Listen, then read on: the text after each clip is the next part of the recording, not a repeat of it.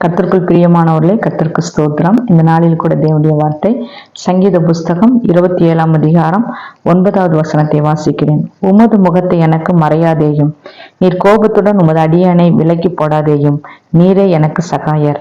என் ரட்சிப்பின் தேவனே, என்னை நெகிழ விடாமலும் என்னை கைவிடாமலும் இரும்.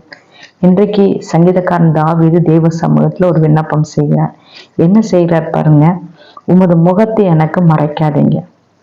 ஆண்டுடைய பிள்ளையாகிய நாம தேவ சமூகத்துல நாம் விண்ணப்பம் செய்யும் பொழுது தேவனுடைய பிரசன்னம் நம்மளை ஒரு நாள் என்ன செய்யக்கூடாதுன்னு விட்டு விலகாதபடி நாம் காத்து கொள்ளும்படி தேவ சமூகத்துல நம்ம தாவீதை போல விண்ணப்பம் செய்யணுங்களா.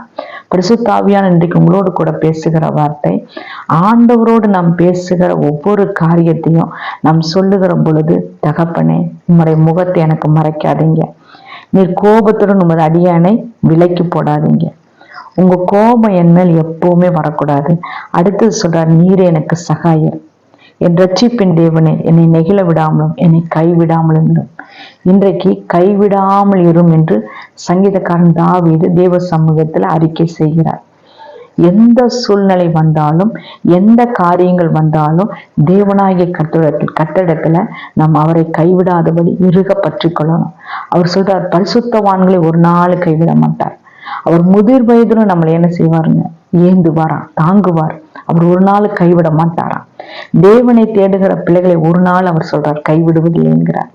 இன்றைக்கு பரிசுத்த ஆவியானவர் உங்களோடு கூட பேசுகிற வார்த்தை, யார் நம்மளை கைவிட்டாலும், யார் நம்மளை விட்டு விலகினாலும் கர்த்தர் சொல்லுகிறார், நான் உன்னை சேர்த்துக் கொள்வேன், நான் உன்னை அரவணைத்துக் கொள்வேன், என்னுடைய கரத்துக்குள்ள நான் உன்னை அரவணைத்துக் கொள்வேன் என்கிறார்.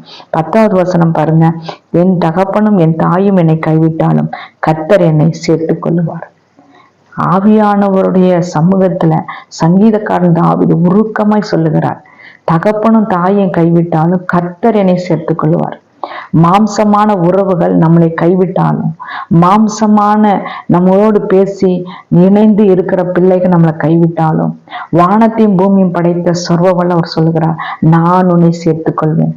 எங்க சேர்த்துக் கொள்வாரா? மார்போடு சேர்த்துக் கொள்வார். அவர் அரவணைத்துக் கொள்கிற தேவனாயிருக்கிறார். அதனால இன்றைக்கு கர்த்தர் சொல்லுகிறார், ஒரு நாள் நம்மளை கைவிடாத நேசர் நம்ம கூட இருக்கிறார். நாம் அதை நம் விசுவாசித்து தேவ சமூகத்துல ஒவ்வொரு நாளும் சொல்லும் பொழுது, நீர் எனக்கு சகாயர், நீர் என் ரட்சிப்பின் தேவன், என்னை நெகிழ விடாமல் காத்துக்கொள்கிற தேவன், என்னை ஒரு நாள் கைவிடுவதில்லை என்று சொல்லும் போது கர்த்தர் மெய்யாகவே நம்மளை அரவணைக்கிற தெய்வம். அவருடைய கரத்தினால் நம்மளை அணைத்துக் கொள்வார். கர்த்தர் இந்த நாளில் உங்களோடு பேசுங்க. கர்த்தர்